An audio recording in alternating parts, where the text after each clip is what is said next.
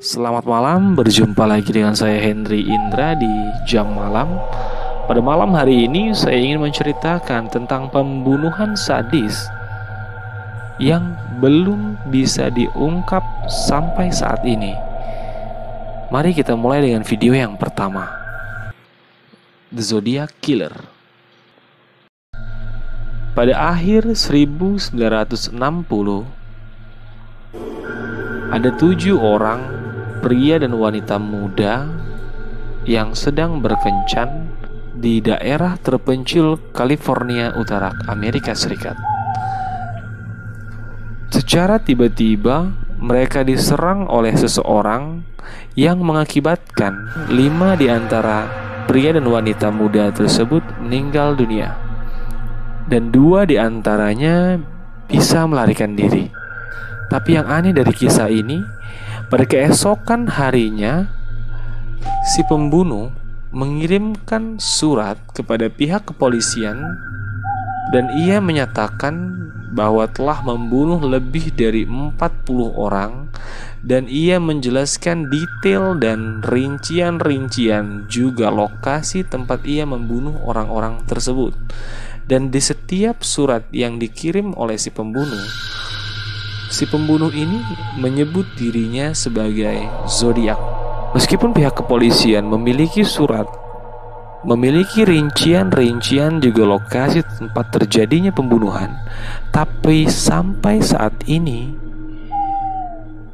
The Zodiac Killer tidak bisa ditemukan. Sampai detik ini, Departemen Kehakiman California dan negara-negara terkait belum menutup kasus ini.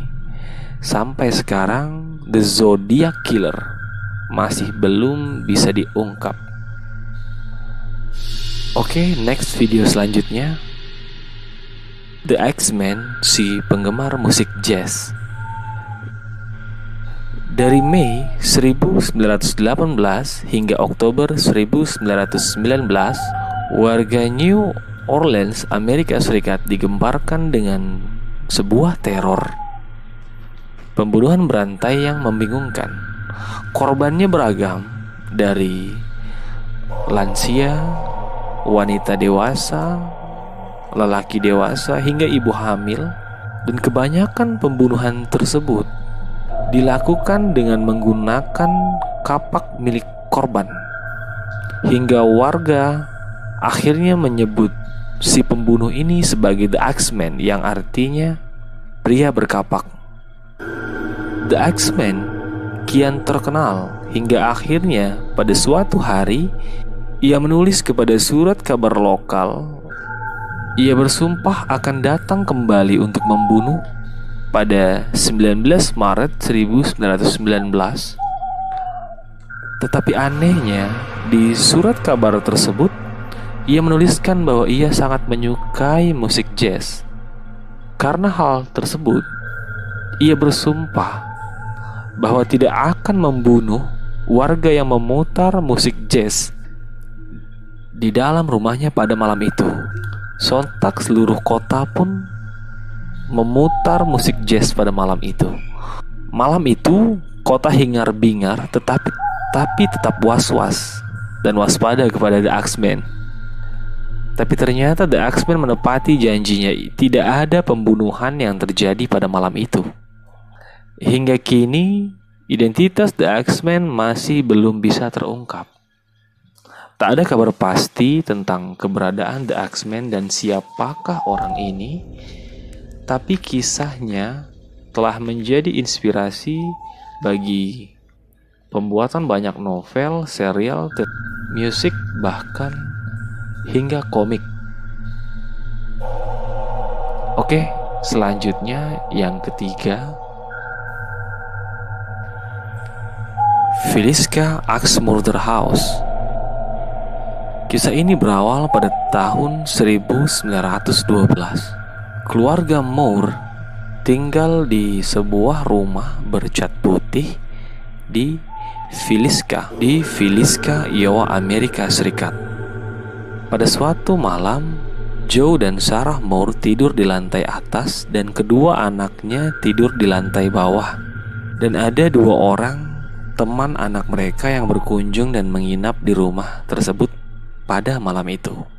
Siapa sangka bahwa mereka akan tewas mengenaskan pada malam itu. Pada dini hari, ada seseorang yang mengendap-endap masuk ke rumah keluarga Moore. Orang tersebut membawa sebuah lampu minyak di satu tangannya dan tangan yang lain menenteng sebuah kapak besar. Keesokan harinya, tetangga keluarga Moore melihat bahwa seluruh orang yang ada di dalam rumah tersebut telah tewas mengenaskan dibantai dengan menggunakan kapak. Menurut penyelidikan, kepala Joe mendapatkan 30 hantaman menggunakan kapak besar. Tapi yang aneh dari pembunuhan tersebut, polisi melihat bahwa si pembunuh ini menggunakan ritual-ritual aneh sebelum ia membunuh, seperti menutup setiap cermin di dalam rumah tersebut, juga menutup kepala-kepala korbannya dengan menggunakan spray kecuali kepala Joe. Juga pembunuh meletakkan daging mentah di ruang tengah, yang di atas daging mentah tersebut ditaruh sebuah gantungan kunci. Sampai saat pihak kepolisian tidak bisa menjelaskan tentang peristiwa tersebut.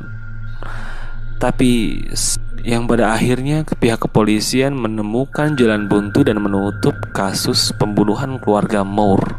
Tapi tak lama setelah itu terjadi pula pembunuhan dengan pola yang mirip, sebuah kapak dan lampu minyak tua.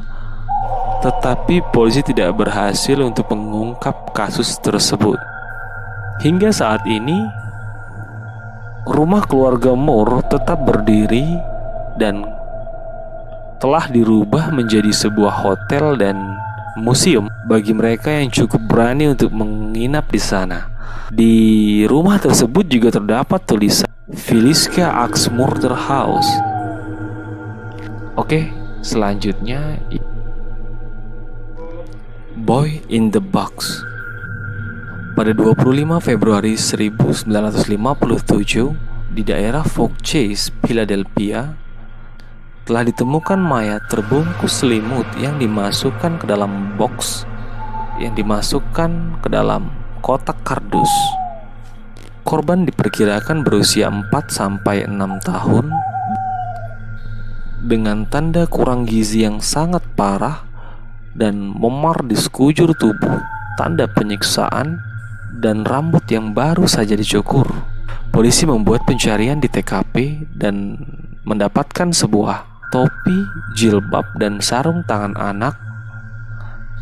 Media lokal juga sempat menghebohkan publik dengan membuat pernyataan bahwa ada seorang wanita yang mengklaim bahwa ibu dari anak tersebut telah menyiksa dan secara tidak sengaja membuat anak itu terbunuh sebelum ia membuang tubuhnya. Pada tahun 2016, Pusat Nasional untuk Mencari Anak Hilang menambahkan rekonstruksi wajahnya ke dalam database, tetapi tidak ditemukan hasil. Pada tahun 2016, Pusat Nasional untuk Anak Hilang akhirnya memberikan informasi wajah, menambahkan rekonstruksi wajah anak tersebut dalam database mereka.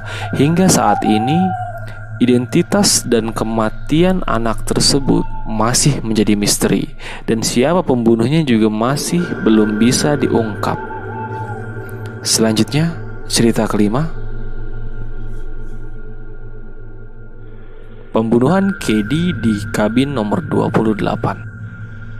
Pada tahun 1981, di pegunungan Sierra Nevada, California, Amerika Serikat, kejadian bermula pada malam 11 April hingga pagi dini hari 12 April. Seseorang dengan secara brutal menggunakan palu menghabisi Su, putranya yang berusia 15 tahun bernama John dan teman dari putranya yang bernama Dana Wingate. Ketika pagi hari, anak perempuan Su yang tertua bangun dan menemukan mayat keluarganya, sementara adiknya yang bernama Tina menghilang. Tina yang berusia 12 tahun menghilang. Ajaibnya, adik bungsu yang berumur 12 tahun dan teman yang terlelap pada malam hari itu, mereka selamat. Tak ada penangkapan yang terjadi setelah peristiwa tersebut. Kasusnya menjadi misteri, tetapi pada tahun 2004 ditemukan tengkorak di air terjun Feather. Tengkorak tersebut diidentifikasi adalah Tina, keluarga Su yang menghilang pada malam hari itu. Terima kasih telah menyaksikan video ini. Jika ada yang ingin ditambahkan, silahkan ditulis di kolom komentar. Juga bisa jika ada yang ingin merequest tentang pembahasan yang akan saya bahas di sini, jangan lupa di subscribe, like, dan komen. Sampai jumpa di Jam Malam episode selanjutnya. Selamat malam.